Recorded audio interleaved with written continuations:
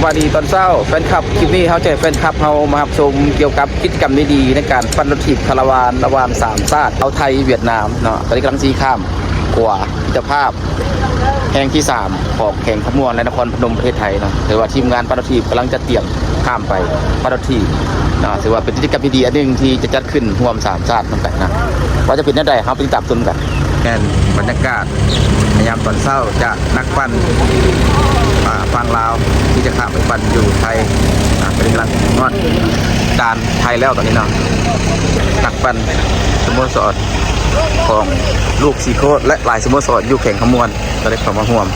เพื่อไปปั่นอยู่ไทยนครพนมนี่เป็นบรรยากาศในยามตอนเช้าทุกคนได้ตื่นตั้งแต่เช้านะแต่4 โมง 5 โมงมาอันนี้บรรยากาศในยามตอนเช้าอยู่ฝั่งไทยนครพนมงานทีมงานนักปั่นแข่งขมวนที่จะเข้าไปมิตรภาพกับไทยอยู่นครพนมบรรยากาศยามเช้าไปกับเตรียมพร้อมนะมีสุดมีรถปั่นบรรยากาศยอดใหญ่สวัสดีโอ้คักลายยอดสุดยอดคือแต่เช้าใหญ่ครับว่ามีหลายนักปั่นอันนี้สโมสรหลายสโมสรเขามาร่วมกันปั่นรถถีบคาราวานทางนี้ภาพรวมอันนี้บรรยากาศ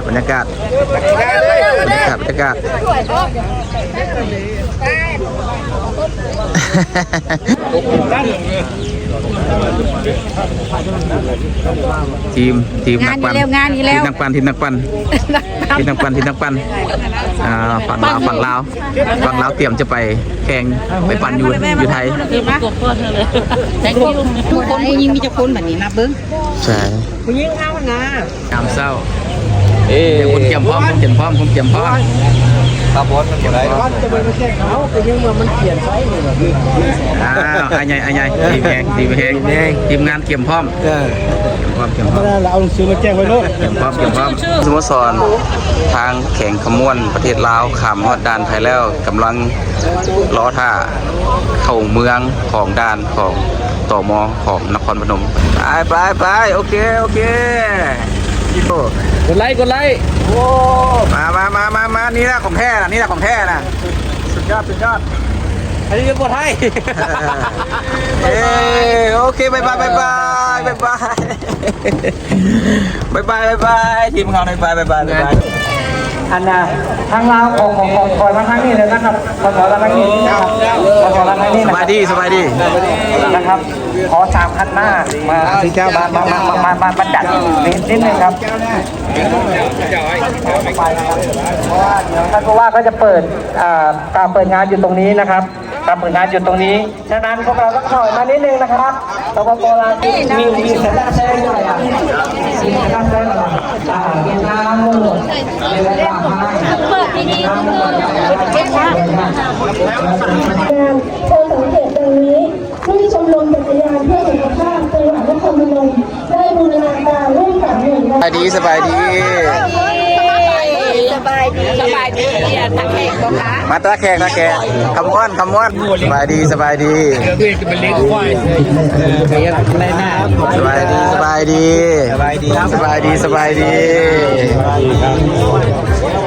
ในการทีมงานเดี๋ยวจะปั่นแล้วโอ้สมเสย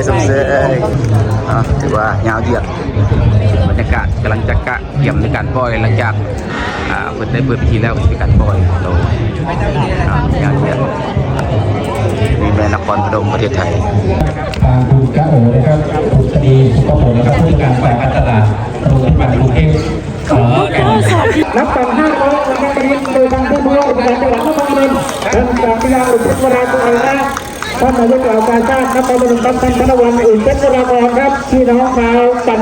ทุกคนทุกท่านครับจากทั่วประเทศครับมาร่วมกิจกรรมในวันนี้ครับเกือบ500 คนทักเลยทีเดียวครับวันนี้ครับปั่นด้วยความสนุกปั่นด้วยสุขภาพที่ดีครับวันนี้เราก็จะมีรถของโรงพยาบาลกรุงเทพขอนแก่นทั้งซึ่งเป็นศูนย์บริการที่นครพนมนะครับวันนี้ก็จะไปกับท่านด้วยนะครับก็จะมีทัพไปกับท่านนะ ทั้งไปแล้วก็กลับนะครับวันนี้ครับเราจะไปเรียนเพลงกันอีกครั้งหนึ่งนะครับอยู่ที่หน้าสำนักงานเทศบาลนะบนกระบะนะครับบนกระบะครับไปดื่มน้ำพักที่นั่นทหารแถวยังอยู่ครับสบายดีสบายดี ด้วยนะครับได้บุญได้กุศลด้วย สบายดี ทุกท่านก็ลงใน สบายดีสบายดี ไปและกลับ เลยจริงเลยจริงเลย นะครับ ตอนนี้นักปั่นทางฝั่งลาวฝั่งไทยทางเวียดนามเขาได้มาปั่นห่วมกันคาราวานอยู่นครพนมประเทศไทยมีคนเข้าห่วม500 กว่าคนในปัจจุบันถือว่ายาวเหยียดสุดเหยียดเลยตอนนี้ถือว่าทีมนักปั่นไทยสโมสรเนาะสมาห่วมนี่ก็เป็นไฮไลท์หนึ่งเดี๋ยวสบายดีโอ้สบายดีสบายดีสบายดีไอ้สบายดีสบายดีสบายดีนักก็เป็นทีมเวียดนามเดี๋ยวว่าตอนนี้เขาสิเข้ามาอยู่ในท็อปของเนี่ยนะข้างหน้าของคนสบายดีสบายดีอันนี้ผู้นำของฝั่งลาวเขาทักแขกนะครับทักแขกแข่งขมวนเด็กกระทำผู้ใหญ่เพิ่นเอาใจเพราะว่าเพิ่นเนาะเพื่อเป็นขบวนการที่ใหญ่สำคัญจัดอยู่3ประเทศไอ้น้องคือลาวไทยเวียดนามถือว่าเป็นกิจกรรมที่ดีนี่เนาะที่จัดขึ้นอยู่พนมในประเทศไทย so it's very great cycling caravan for Laos and Thai Vietnam is very beautiful and helpful for all of us to celebrate and enjoy together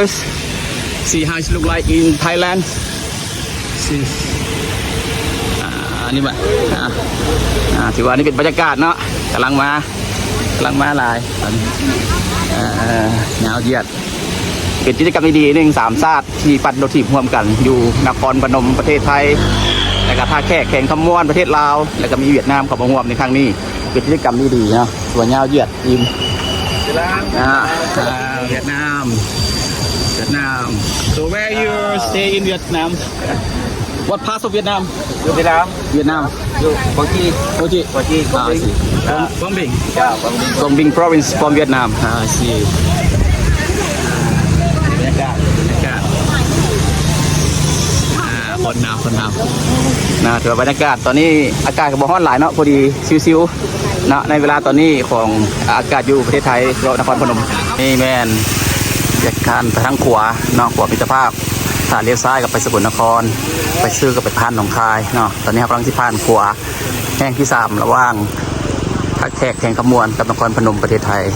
ออกมาจากตัวเมืองนครพนมมาผ่านขวามิตรภาพแห่งที่3ระหว่างประเทศลาวและประเทศไทยแข่งขมวนนครพนมเนาะถือว่าทางหลังเขาก็เป็นขวามิตรภาพแห่งที่3ของประเทศลาวกับประเทศไทยเนาะเรือปั่นเข้ามาแล้วอีกประมาณ17 กิโลเมตรก็จะฮอดจุดหมายอีกจุดหนึ่งเนาะเป็นจุดไฮไลท์หนึ่งตอนนี้บรรยากาศคนกำลังปั่นมายาวเหยียด500 กว่าคนกับงานครั้งนี้เนาะก็จะมีผู้อำนวยความสะดวกกรมปลอดภัยให้มาดีไปดีมาเลยอันนี้ถ้าไม่เห็นเราหน้าซีนะคือสุดยอดเลยสวัสดีสบายดีสบายดีสบายดีสบายดี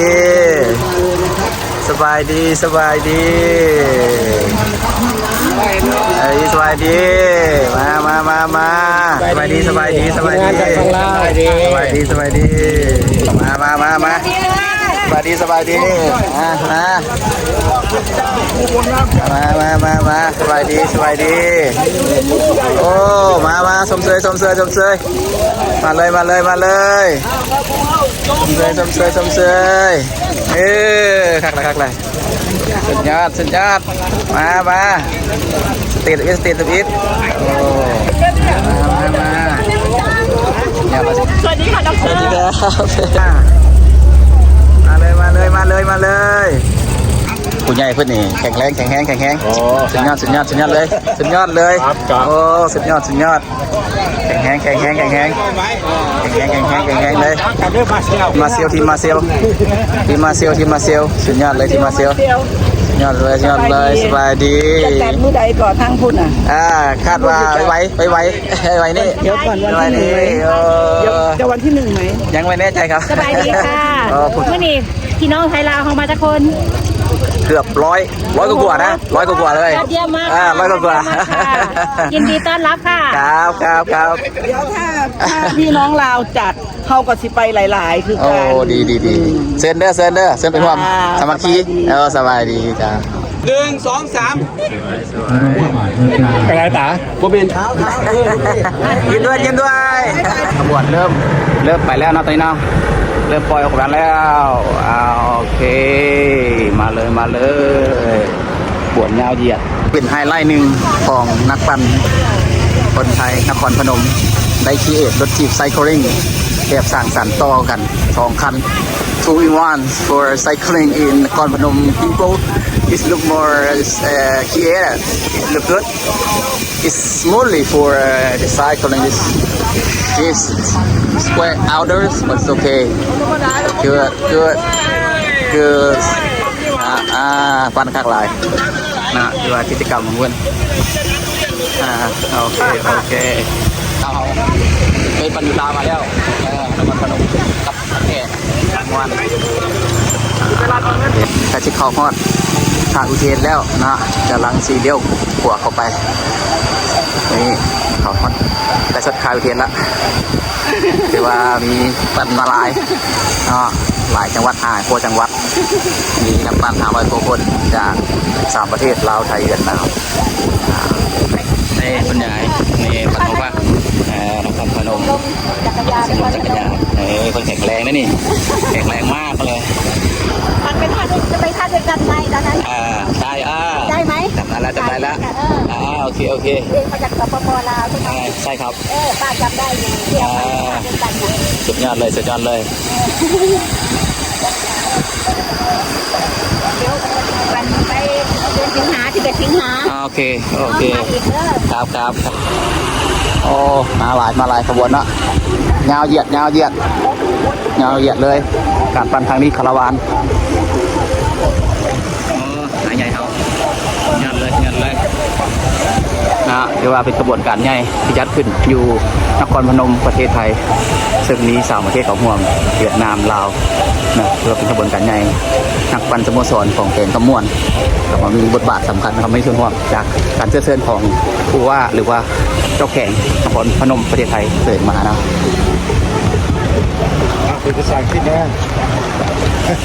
So this caravan is for the 3 countries. That's the most important for events. For Laos, Thai, Vietnam is big event for the Nakhon Phanom governor to invite all of us for cycling, for happiness and friendship together. Enjoy our trip. ถ้าแขกแข่งขมวนนะนั่นฟังแข่งขมวนเด็ดลาวส่วนนั้นแม่ของน้ำของ2 ฝั่งของลาวไทยนครพนมถ้าแขกแข่งขมวนถือว่าบรรยากาศตามแคมป์ของมีความสะอาดทางดีเหมาะกับการขี่รถที่ออกกำลังกายหรือว่าคาราวานถือว่าตอนนี้ก็เข้ามาฮอดจุดวัดพระธาตุพระอุเทนแล้วไปที่ห้อยของแข่งนครพนมประเทศไทยนะถือว่ามาฮอดที่ห้อยแล้วฮอดแล้ว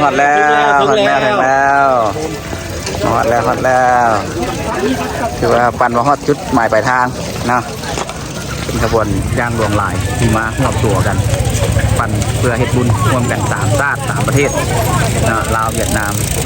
ไทย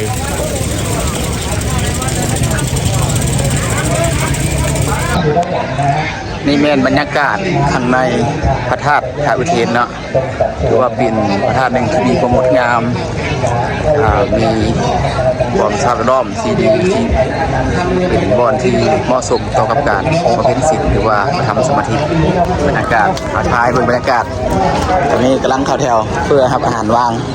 เพื่อเอาอาหาร อันนี้พวกกับเท่าทีเพื่อของที่ประพาสนะครับอันนี้มาจากไทยครับ เป็นพิธีทางศาสนาทั้ง3 ประเทศก็คือลาวไทยเวียดนามเนาะจะได้แห่ผ้าร่วมกันพร้อมพระธาตุ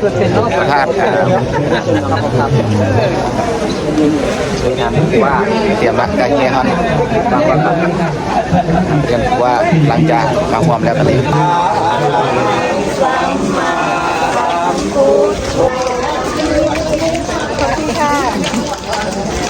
ผมก็จะ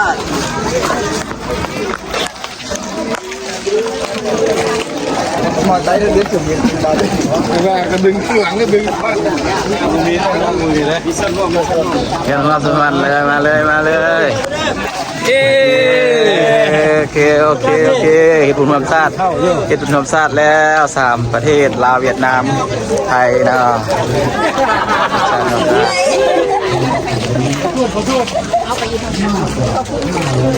จะไปอยู่ทางหน้า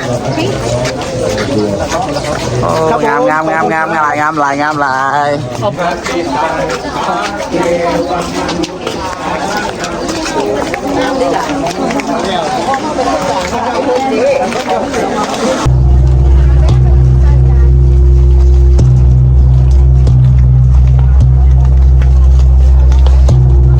เป็นการแห่ที่ยิ่งใหญ่เนาะมี3ชาติมาร่วม500 กว่าคนได้เข้ามาร่วมกิจกรรมสร้างบุญร่วมกันเนาะชื่อว่ากันใหญ่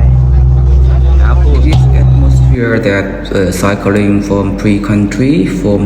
Laos, Vietnam and Thailand to conduct cycling big event for traditional event for Tha Uten Stupa is very important process for the Buddhists and we enjoy cycling together and you see how it look like the people smile with the cycling with the Nakhon Phanom governor to also attend this for the list of the cycling. This is very important event for 3 countries to join together. ถือว่าเป็นภาพบรรยากาศที่มีความงดงามที่3ประเทศหรือว่า3ชาติที่เข้าร่วมกันก็มีลาวเวียดนามไทยซึ่งผู้ว่าหรือว่าเจ้าแข่งนครพนมก็เป็นผู้จัดกิจกรรมนี้ขึ้นมาซึ่งเป็นกิจกรรมที่ดีอันหนึ่งที่ให้3ประเทศมีส่วนร่วมเฮ็ดบุญร่วมกันแล้วก็ได้มีสร้างกิจกรรมดีๆคือปฏิบัติเพื่อสุขภาพนี่ก็แม่นพระธาตุท่าอุเทนซึ่งเป็นพระธาตุหนึ่งที่มีความศักดิ์สิทธิ์และเก่าแก่หลายสำหรับอยู่นครพนมประเทศไทยนี่ก็เป็นบรรยากาศอันหนึ่งที่ให้ทุกคนเห็นว่าเป็นบรรยากาศใดมีความเบิกบานซื่อมีความสามัคคีและฮักแพงกันใน3ประเทศคนมาครั้งแรกธรรมดา so up you offering cycling practice yeah I see racing oh I see good so how you know about this cycling distance oh I have friends your friends I see it that mean have a club in Udon Thani for cycling เพิ่นก็มีสมาคมปั่นรถถีบอยู่อุดรนะเพิ่น2,000 cyclists Udon Thani โอ้ 2,000 ตัวคนนักปั่นสังคม touring group กว่าไอ้กว่าคิดให้อาหารยาวเหยียดเลยคือให้อาหารคือให้อาหารยาวเหยียดเลยดันเหยียดเลย ตุ๋ยนี่บอกว่าของทางพี่ตุ๋ยเขาเป็นพยาบาลนะครับต้องบอกก่อนพยาบาลวิชาชีพแล้วก็เป็นพยาบาลของสำนักงานสุขภาพเวียดนามที่เวียดนามมาปั่นเนาะโอเคครับโอเคมาปั่นร่วมเนาะขอขอบใจหลายๆแฟนครับเทียบชมคลิปจนจบหวังว่าคลิปนี้จะเป็นคลิปหนึ่งจะสร้างแรงบันดาลใจให้สร้างประเทศเพื่อจะได้มีกิจกรรมดีๆอีกครั้งอาจจะได้หมุนเวียนกันในการปั่นรถถีบเพื่อสุขภาพและเพื่อมิตรภาพระหว่าง3ประเทศไทยลาวเวียดนามอาจจะต่อไปอาจจะจัดอยู่เวียดนามหรืออยู่ลาวก็เป็นกิจกรรมดีหนึ่ง Thank you for fan club watch this clip hopefully this clip will be inspired for 3 countries like Laos Vietnam Thailand will be conduct the cycling caravan again maybe will hosted by Laos or Vietnam more in the future soon so thank you a lot